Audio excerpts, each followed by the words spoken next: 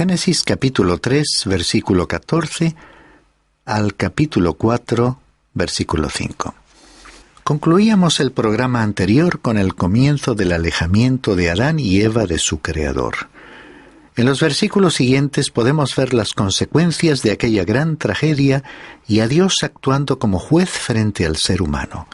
Pero también podemos contemplar a Dios empezando a desarrollar su propósito para el futuro. Leamos el capítulo 3, versículo 14. Y el Señor Dios dijo a la serpiente: Por cuanto has hecho esto, maldita serás más que todos los animales y más que todas las bestias del campo. Sobre tu vientre andarás y el polvo comerás todos los días de tu vida. En aquel tiempo, la serpiente no era una criatura que se arrastrase. Debió ser bastante diferente a como la imaginamos hoy, hasta que cayó bajo el juicio de Dios, quien pronunció en efecto un juicio sobre Satanás que tuvo graves consecuencias para el hombre. Leamos el versículo 15. Y pondré enemistad entre ti y la mujer, y entre tu simiente y su simiente. Ésta te herirá en la cabeza, y tú le herirás en el calcañar. Este versículo es importante por ser la primera profecía de la venida del Mesías, el Salvador del mundo. Voy a leerlo otra vez, aclarándolo un poco más. Y pondré enemistad entre ti, es decir, Satanás, y la mujer, y entre tu simiente y su simiente. Esta, es decir, Cristo, te herirá en la cabeza y tú le herirás en el talón. Esta es una declaración sumamente importante. El pensamiento predominante no se centra en la victoria final, sino en una lucha prolongada e incesante. Se había iniciado una larga lucha entre el bien y el mal, que es lo que encontramos precisamente en el resto de las Sagradas Escrituras. Siglos más tarde, y durante su vida en la tierra, el Señor Jesucristo, hablando a los judíos incrédulos, se refirió a esta lucha con estas palabras del Evangelio según San Juan, capítulo 8, versículo 44. Sois de vuestro padre el diablo, y queréis hacer los deseos de vuestro padre. Él fue un homicida desde el principio, y no se ha mantenido en la verdad, porque no hay verdad en él. Cuando habla mentira, habla de su propia naturaleza, porque es mentiroso y el padre de la mentira. El diablo es Satanás. El Señor Jesucristo hizo una distinción entre los hijos de Dios y los hijos de Satanás. El apóstol Juan menciona otra vez este conflicto en su primera carta, capítulo 3, versículo 10, con estas palabras: En esto se reconocen los hijos de Dios y los hijos del diablo. Todo aquel que no practica la justicia no es de Dios, tampoco aquel que no ama a su hermano. Aquí hay un conflicto, una lucha, y la realidad de que hay dos simientes en este mundo. Habrá una victoria final, pero la lucha será prolongada y continua. Cada ser humano debe enfrentarse con la tentación y tiene que vencer su propia batalla. Antes de que Jesucristo viniese, se podía alcanzar la victoria a través de la obediencia de la fe. Después de la venida de Cristo, hemos de identificarnos con Él también por medio de la fe para poder vencer. Por ello, la pregunta crucial es: ¿qué significa ser salvo? Significa estar en Cristo, es decir, unido a Cristo. Entre los órdenes de la creación, los ángeles, el ser humano y los animales, a estos últimos no se les dio la opción de elegir, pero el hombre y los ángeles sí pudieron elegir. En este relato vemos la elección realizada por el ser humano, quien tomó una decisión y ha sido hecho responsable de ella. Observemos que el último versículo del pasaje que comentamos, Génesis 3, versículo 15, habla de la simiente de la mujer y no de la simiente del hombre, porque aquí se encuentra al menos una insinuación del nacimiento virginal de Cristo y la promesa de la llegada de un Salvador. Cuando Dios fue al jardín del Edén buscando al hombre, le preguntó: ¿Dónde estás? Hay libros de religión que hablan de la historia de la búsqueda de Dios por parte del hombre. Esta no es la actitud de Dios. La salvación es la búsqueda del hombre por parte de Dios. El hombre se ha apartado, se ha alejado de Dios, y Dios fue a buscarle, llamándole con aquellas palabras: ¿dónde estás? Este llamado ha sido descrito así. Es el llamado de la justicia divina que no puede pasar por alto el pecado. Es el llamado del dolor divino que se lamenta por el pecador. Es el llamado del amor divino que ofrece redención por el pecado. Esta búsqueda, llevada a cabo por Dios, está narrada por todas las Sagradas Escrituras. Por ejemplo, el apóstol Pablo escribió en su carta a los Romanos, capítulo 3, versículo 11, «No hay quien busque a Dios». El Señor Jesús dijo a sus discípulos: «Vosotros no me escogisteis a mí, sino que yo os escogí a vosotros», tal como dice el apóstol Juan en su Evangelio, capítulo 15 y versículo 16. Y en cuanto a nosotros, creo que podríamos repetir con él las palabras de su primera carta, capítulo 4, versículo 19. «Nosotros le amamos porque él nos amó primero». Dios busca al ser humano y le ofrece salvación, pero tendrá lugar una larga lucha. Después del juicio proferido por Dios contra Satanás, leemos acerca del juicio sobre aquella primera pareja de seres humanos en el versículo 16.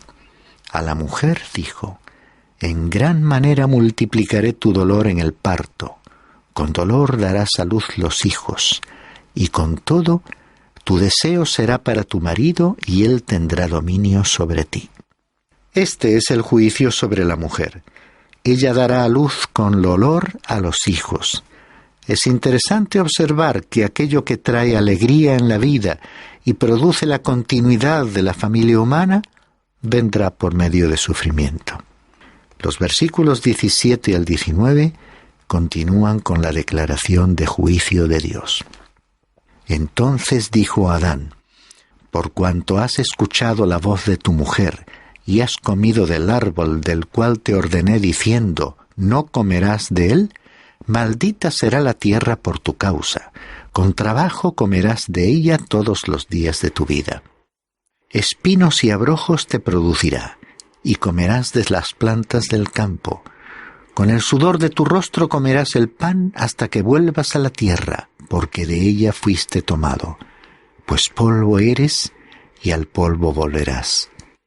El juicio sobre el hombre comienza con la tierra, que hasta ese momento había sido una fuente de bienestar, pero que ahora forma parte del juicio de Dios. Más allá de estos juicios diferentes para el hombre y la mujer, Dios le anuncia al hombre y por extensión al género humano que le sobrevendrá la muerte. ¿Qué es la muerte? En un sentido físico, es la separación que se produce en la persona, del espíritu y alma, del cuerpo. El libro del Eclesiastés dice en el capítulo 12, versículo 7, «Entonces volverá el polvo a la tierra como lo que era, y el espíritu volverá a Dios que lo dio». Al final, el hombre deberá presentarse ante Dios, sea salvo o esté perdido. Pero Adán no murió físicamente el día en que comió del fruto prohibido, sino hasta que pasaron más de 900 años. Lo realmente importante fue que murió espiritualmente en el momento en que desobedeció. Él se separó de Dios y la muerte es separación. Cuando el apóstol Pablo escribió su carta a los Efesios, les dijo que estaban muertos en sus pecados. No quería decirles que estaban muertos físicamente, sino espiritualmente, es decir, que estaban separados de Dios. Y en aquella maravillosa parábola del Hijo Pródigo, que se encuentra en el Evangelio según Lucas, capítulo 15, nuestro Señor relató la historia de aquel joven que abandonó a su padre. Cuando arrepentido regresó, el padre le dijo al hermano mayor: «Porque este hijo mío estaba muerto y ha vuelto a la vida. Estaba perdido y ha sido hallado». Aquel joven había estado muerto no físicamente, sino que había estado separado de su padre. Estar separado del Padre que está en los cielos equivale sencillamente a estar muerto. En otra ocasión, y tal como lo relata el Evangelio según Juan, capítulo 11, versículo 25, el Señor Jesús dijo: «Yo soy la resurrección y la vida. El que cree en mí, aunque muera, vivirá».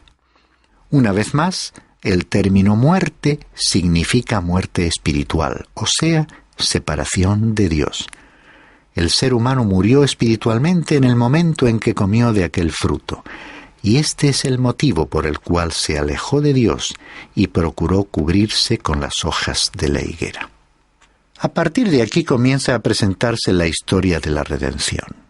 Leamos los versículos 20 y 21. «Y el hombre le puso por nombre Eva a su mujer, porque ella era la madre de todos los vivientes. Y el Señor Dios hizo vestiduras de piel para Adán y su mujer, y los vistió». Con respecto al versículo 21, es evidente que para obtener las pieles de animales, estos debieron ser sacrificados.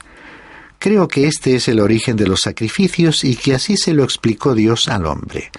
Dios rechazó las hojas de la higuera y les hizo ropas de pieles. Cuando ellos salieran del jardín del Edén, recordarían un sacrificio de sangre y contemplarían además lo que más tarde en la historia sería una realidad. El tabernáculo era un santuario transportable que acompañaría a los israelitas en el viaje por el desierto hasta la tierra prometida.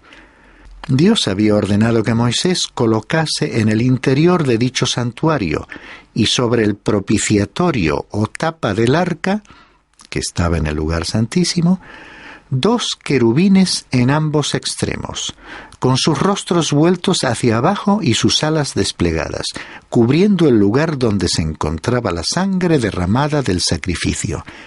Este sacrificio era el medio para llegar a Dios. De aquellas hojas de higuera y del hecho de que Dios les vistió con pieles de animales, extraemos 4 grandes lecciones. Primera, el ser humano debe tener una vestidura adecuada con la que cubrirse para acercarse a Dios, pues no puede llegar a Dios en base a sus buenas obras. El ser humano tiene que presentarse ante Dios tal como es, o sea, como un pecador. Segunda, la cobertura de las hojas de higuera, al ser ropa preparada por las manos del hombre, era y es inaceptable. Dios no la toma en consideración. Tercera, Dios proporciona la ropa para cubrir esa desnudez. Y cuarta, la vestidura idónea, la cobertura adecuada para acercarse a Dios, es provista solamente por medio de la muerte del Señor Jesús. El ser humano debe tener un sustituto que se interponga entre sí mismo y la ira de Dios. Y esta es una verdad importante para ser considerada por el hombre moderno, para quien lo más difícil es colocarse en la adecuada posición de pecador delante de Dios. Y la manera en que recibimos la salvación es cuando nos colocamos ante Él, tal como somos, es decir, como pecadores. Proseguimos leyendo los versículos 22 y 23. Entonces el Señor Dios dijo: He aquí el hombre ha venido a ser como uno de nosotros, conociendo el bien y el mal. Cuidado ahora, no vaya a extender su mano y tomar también del árbol de la vida, y coma y viva para siempre. Y el Señor Dios lo echó del puerto del Edén, para que labrara la tierra de la cual fue tomado. Debemos dar gracias a Dios que Él no permitió que el hombre viviese eternamente en el pecado, ni que nosotros tampoco quedásemos en esa situación. Este capítulo 4 termina con el versículo 24 que dice: Expulsó pues al hombre, y al oriente del huerto del Edén puso querubines y una espada encendida que giraba en todas direcciones, para guardar el camino del árbol de la vida. Esto no significa que Dios puso una especie de barricada para bloquear el camino a la vida. Este camino permanece abierto para que el ser humano pueda volver a Dios. Pero hoy en día ese camino no pasa por el árbol de la vida. La salvación nos llega a través de un sacrificio, y cuando aquel hombre expulsado del jardín recordase su pasado, podría contemplar la sangre del sacrificio. Antes de comenzar la lectura del capítulo 4, conviene recapitular las principales lecciones. En Génesis capítulo 3 tenemos las raíces u orígenes del pecado y en el capítulo 4 los frutos del pecado. Alguien podría preguntarse si el pecado es realmente malo. El ser humano no estaba simplemente sufriendo de una especie de envenenamiento por haber comido del fruto del árbol del conocimiento del bien y del mal. Este capítulo 4 nos revela la magnitud de lo que verdaderamente le había sucedido al hombre. Por su incredulidad y desobediencia se había apartado de Dios y había pecado de tal manera que trajo el juicio de Dios sobre sí mismo y sobre su descendencia. Porque tú y yo tenemos la misma clase de naturaleza, la misma naturaleza que nuestro antepasado tenía. Y es que Adán nos ha transmitido una naturaleza bastante mala, lo que se encuentra revelado en la historia de los dos primeros hijos de Adán y Eva. Comenzamos la lectura con el relato del nacimiento de Caín y Abel. Leemos entonces el primer versículo. Y el hombre conoció a Eva, su mujer, y ella concibió y dio a luz a Caín, y dijo: «He adquirido varón con la ayuda del Señor». Esto revela que Adán y Eva, naturalmente, no anticiparon que la lucha entre el bien y el mal iba a ser prolongada. Cuando Caín nació, al comprobar Eva que el Señor le había enviado un niño, y como Dios había dicho que la simiente de la mujer heriría la cabeza de la serpiente, debió pensar que había llegado el momento del cumplimiento de tal promesa. Pero Caín no era esa persona, no era en absoluto un salvador, era un asesino. Pasaría mucho tiempo hasta que llegase el Salvador. Es así que por miles de años se ha venido desarrollando esta lucha entre la simiente de la mujer y la simiente de la serpiente. Pasamos ahora a los versículos 2 y 3. Después dio a luz a su hermano Abel, y Abel fue pastor de ovejas, y Caín fue labrador de la tierra. Y aconteció que al transcurrir el tiempo, Caín trajo al Señor una ofrenda del fruto de la tierra. Aquí la frase «al transcurrir el tiempo» realmente significa «al final de los días», lo que podría referirse al día del reposo, el día en que Dios había descansado. La expresión «Caín trajo» indica un lugar designado. Ellos estaban trayendo una ofrenda para Dios a un lugar señalado para adorar. Esto implicaría que lo estaban haciendo debido a una revelación que habían recibido.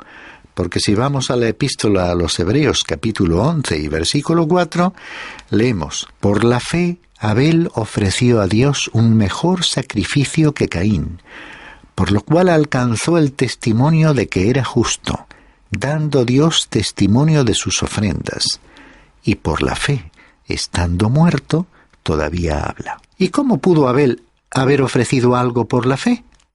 El apóstol Pablo, en su carta a los Romanos, capítulo 10, versículo 17, dice: «Así que la fe viene del oír, y el oír por la palabra de Cristo». Dios tenía que haber revelado su palabra acerca de este asunto, pues de otra manera el joven Abel no habría podido venir a ofrecer el sacrificio por la fe. El otro joven, Caín, no vino con esa actitud. El texto dice que él trajo una ofrenda del fruto de la tierra. No había nada malo en el fruto, ni creo que haya traído del fruto que le sobraba, sino que habrá presentado como ofrenda al Señor el mejor fruto y el más delicioso que pudo recoger. Y el relato continúa con los versículos 4 y 5.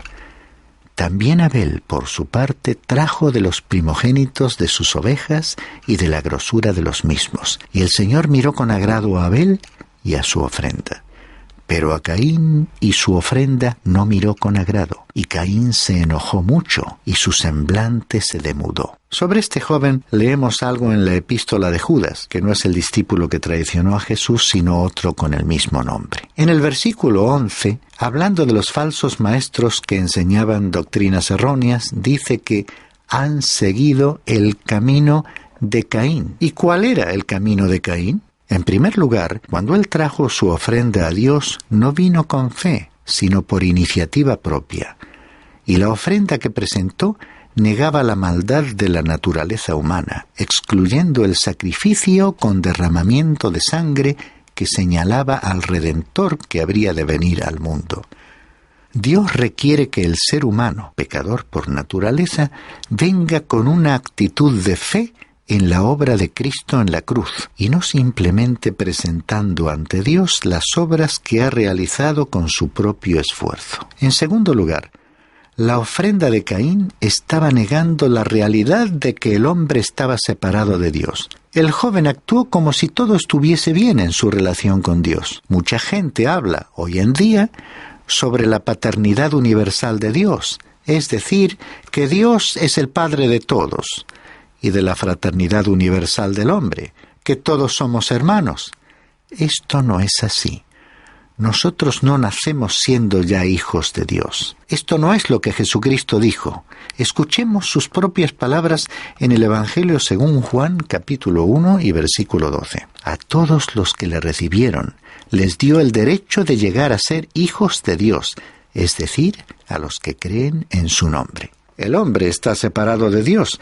Caín se negó a reconocer esta verdad, así como muchos se niegan a admitirla en la actualidad. La tercera realidad que la ofrenda de Caín ignoró fue que el ser humano no puede ofrecer obras a Dios. Caín pensó que sí podía. La epístola del apóstol Pablo a Tito expresa esta idea con claridad cuando dice en el capítulo 3, versículo 5: Él nos salvó no por obras de justicia que nosotros hubiéramos hecho, sino conforme a su misericordia, por medio del lavamiento de la regeneración y de la renovación por el Espíritu Santo. La diferencia entre Caín y Abel no consistía en una disparidad de carácter, sino en las ofrendas que trajeron. Los dos jóvenes tenían los mismos antecedentes, la misma herencia genética y habían sido formados en el mismo ambiente. No había, pues, entre ellos ninguna diferencia. La diferencia la establecían las ofrendas que presentaron. También en la época actual, la ofrenda que los seres humanos presentan hace una distinción entre ellos. Y ningún cristiano adoptará la actitud de afirmar que él es mejor que las otras personas. Después de todo, lo que le convierte a él en un cristiano es el haber reconocido que es un pecador, como todos los demás, y que ha necesitado una ofrenda, un sacrificio, alguien que ocupó su lugar y murió por él. En su carta a los Romanos, capítulo 3, versículo 25, el apóstol Pablo dice de Cristo: a quien Dios exhibió públicamente como propiciación por su sangre a través de la fe. Además, en la misma carta, en el capítulo 10, versículo 3, escribiendo sobre los israelitas de su tiempo, dijo: desconociendo la justicia de Dios y procurando establecer la suya propia, no se sometieron a la justicia de Dios. Esta es una imagen de muchísimas personas hoy en día que están intentando agradar a Dios por medio de su religiosidad, vinculándose a una iglesia o haciendo méritos a través de cualquier otra actividad. La justicia de Dios solo te puede ser concedida y atribuida por medio de Jesucristo. Y ya que necesitas una justicia perfecta, Él es el que te la provee. Dice también Pablo en el capítulo 4 y versículo 25, el cual fue entregado por causa de nuestras transgresiones y resucitado por causa de nuestra justificación. O sea que Él fue resucitado para que nosotros pudiésemos ser justificados. Él ocupó nuestro lugar. El apóstol Pablo continúa diciendo en su segunda carta a los Corintios: al que no conoció pecado, Dios le hizo pecado por nosotros, para que fuéramos hechos justicia de Dios en él. Y añade en su carta a los Filipenses capítulo 3, versículos 8 al 9, a fin de ganar a Cristo y ser hallado en él, no teniendo mi propia justicia derivada de la ley, sino la que es por la fe en Cristo, la justicia que procede de Dios sobre la base de la fe. La justicia de Caín era su propia justicia. La de Abel se basaba en la fe en un sacrificio que se proyectaba hacia el futuro sacrificio de Cristo. Es así que hemos visto a Caín y Abel venir juntos a adorar a Dios. Abel fue aceptado a causa del sacrificio que presentó por la fe. En cambio, la ofrenda de Caín no fue aceptada por Dios. En nuestro próximo programa continuaremos con esta antigua historia de Caín y Abel, que por otra parte representa dos maneras muy contemporáneas de acercarse a Dios, intentando agradarle.